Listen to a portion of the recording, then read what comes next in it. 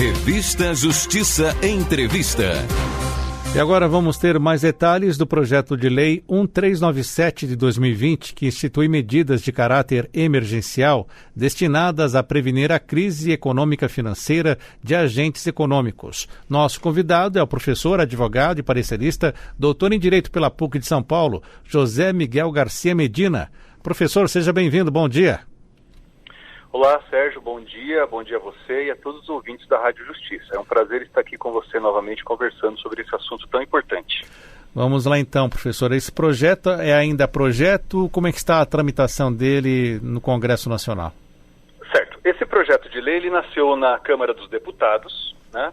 Ele tramitou rapidamente na Câmara dos Deputados, foi enviado ao Senado, foi aprovado e enviado ao Senado, está lá desde semana passada. A última consulta que eu fiz, a tramitação do projeto no Senado Federal, já contava com várias apresentações de emendas. Eu não consegui ter acesso ao texto de todas as propostas de emenda ao projeto, mas não havia relator designado ainda. Então, o projeto foi aprovado na Câmara dos Deputados e começa a tramitar agora no Senado Federal. Se esse projeto for aprovado no modo que está hoje, o que ele pode gerar para as finanças públicas ou também para as finanças privadas, vamos dizer assim? Veja, é um projeto que, a meu ver, ele tem um impacto muito grande na economia e na vida das pessoas. Por quê? Porque, basicamente, o projeto, eu costumo, quando eu falo desse texto, eu costumo fazer uma análise dele em 3 etapas. Primeiro, ele estabelece que, com a entrada em vigor, se aprovado o projeto de lei, ficam suspensas as cobranças de dívida por 30 dias, né? Então, ele trata daquilo que ele chama de agentes econômicos, que são os devedores, não todos os devedores, né? Então, por exemplo, o projeto de lei exclui do rol de devedores que podem se valer desse favor legal, vamos chamar assim, os consumidores.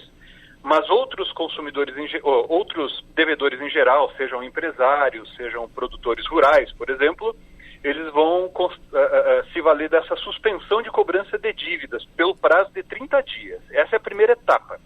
Essa etapa, pelo menos de acordo com o que está no texto do projeto de lei nesse momento, é automática, né? Ou seja, entrando em vigor a lei, ficam suspensas essas cobranças.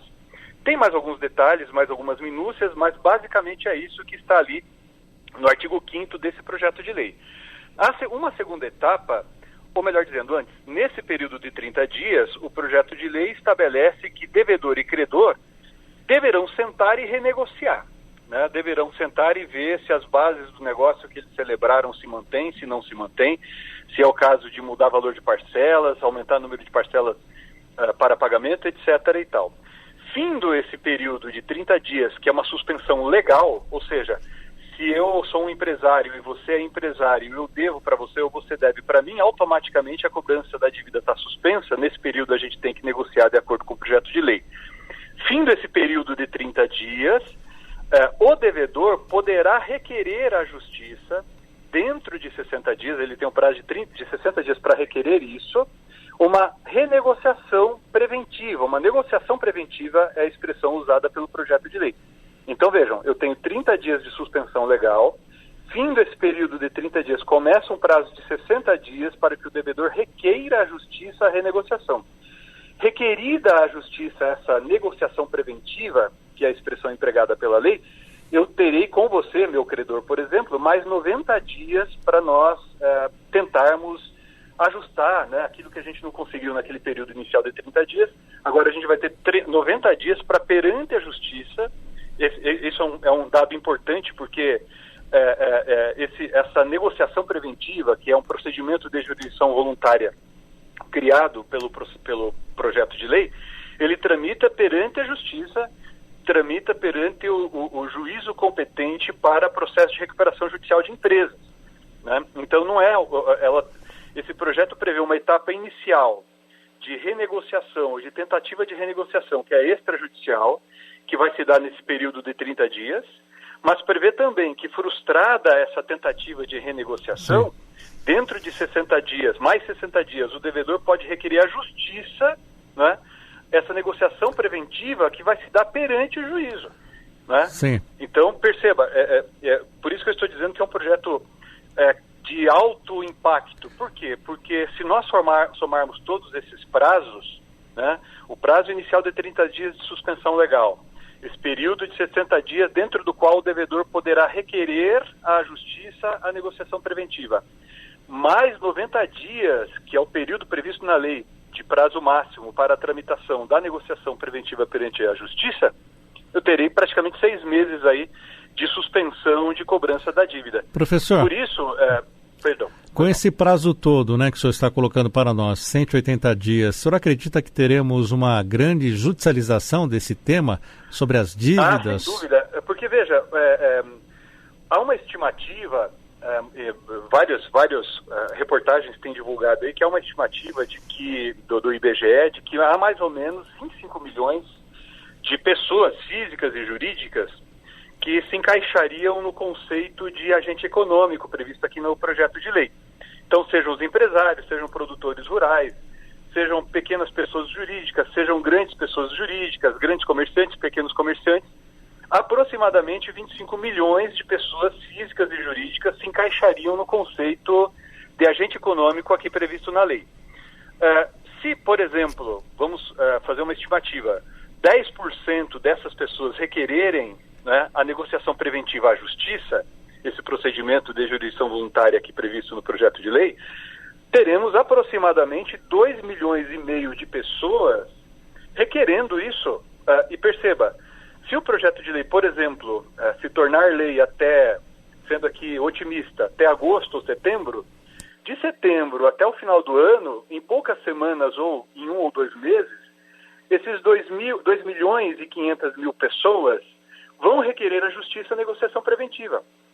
Isso vai fazer com que esse tema seja judicializado sem dúvida alguma. Por quê? Porque esse projeto de lei, a meu ver, ele padece de um pequeno problema, que está no fato de o devedor poder requerer essa negociação preventiva se ele demonstrar, com base em documentos que ele próprio produzir. Então o devedor pode requerer ali ao seu contador que apresente uma declaração de que o seu faturamento, né, caiu a pelo menos 30%, ou seja, se ele recebia, por exemplo, no período de 3 meses, R$100 mil, se ele recebeu R$70 mil, ele estaria autorizado a requerer essa negociação preventiva. E o artigo 7º desse projeto de lei estabelece que o credor não tem direito de se opor à negociação preventiva. Então, por exemplo, se um devedor ele não precisa da negociação preventiva, porque a rigor, ele não teve uma queda no seu faturamento, né? Mas ele junta documentos ali que eu, credor, gostaria de questionar, né, porque eu considero que essa prova não é válida ou coisa que valha, a lei não me autoriza a me opor a isso. Eu tenho que me submeter, eu, credor, tenho que me submeter a esse requerimento de negociação preventiva apresentado pelo devedor.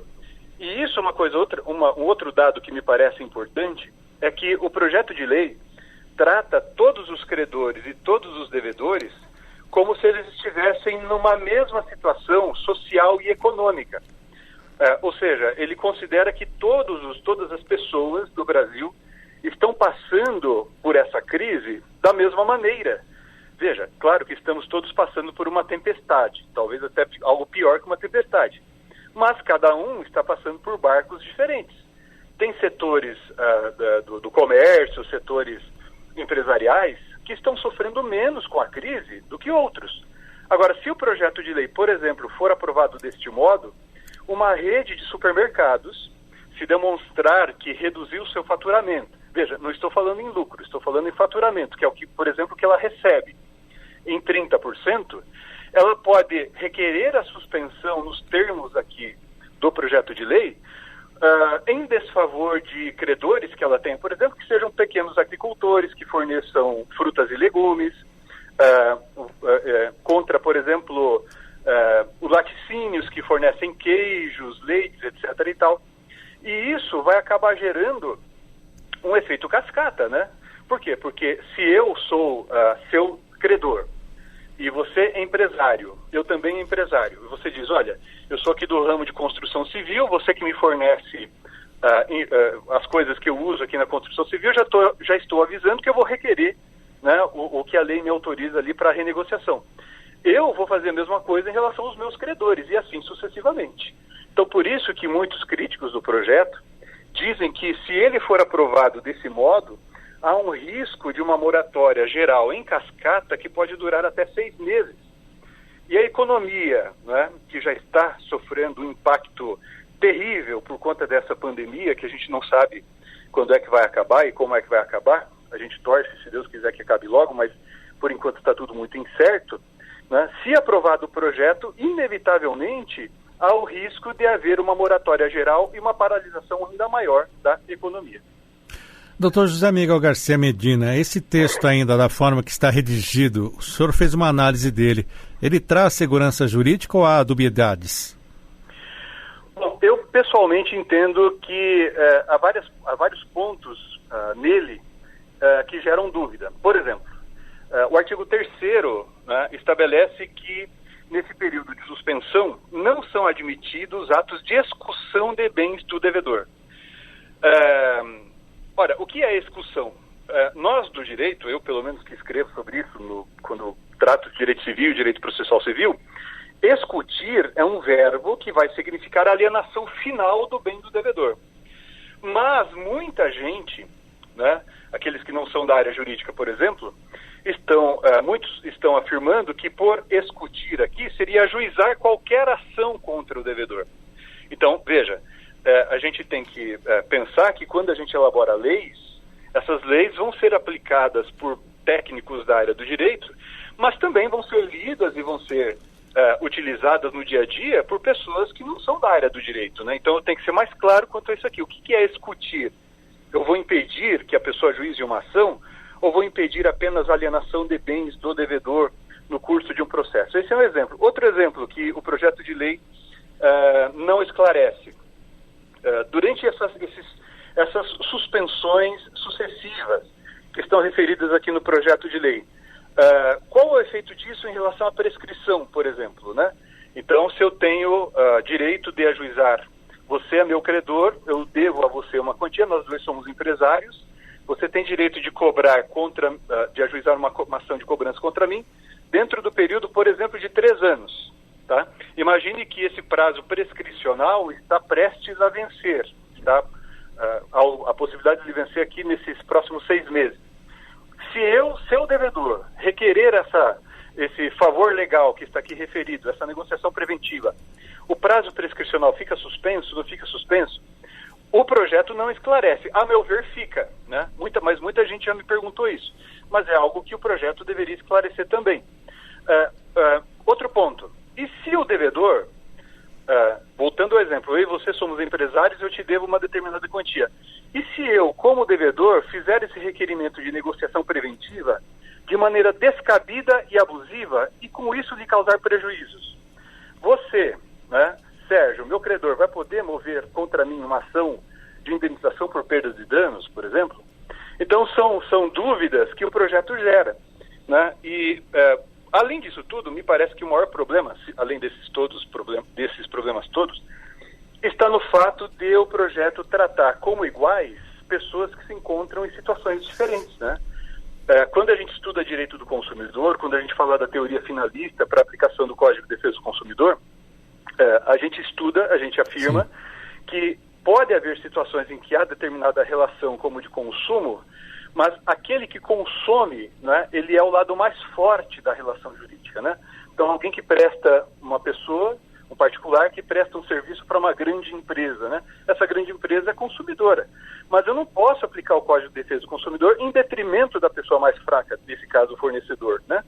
Semelhantemente, quando a gente fala aqui desse projeto de lei, um grande problema dele, que tem que ser resolvido agora no Senado, está no fato de tratar como iguais essas pessoas que se encontram em situações diferentes. Eu não posso tratar todos os devedores e todos os credores como se o devedor sempre estivesse do lado mais fraco da relação jurídica, né?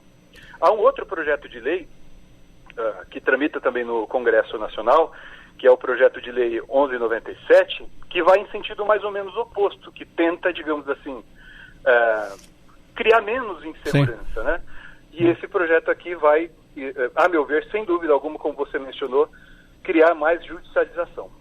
Muito bem, conversamos sobre o projeto de lei 1397 de 2020, que institui medidas de caráter emergencial destinadas a prevenir a crise econômica financeira devido à pandemia do coronavírus. Conversei com o professor advogado e parecerista, doutor em Direito pela PUC São Paulo, José Miguel Garcia Medina. Professor, obrigado por estar conosco. Até uma próxima. Obrigado, Sérgio. Obrigado a você e seus ouvintes. Estou sempre às ordens por aqui. Um grande abraço.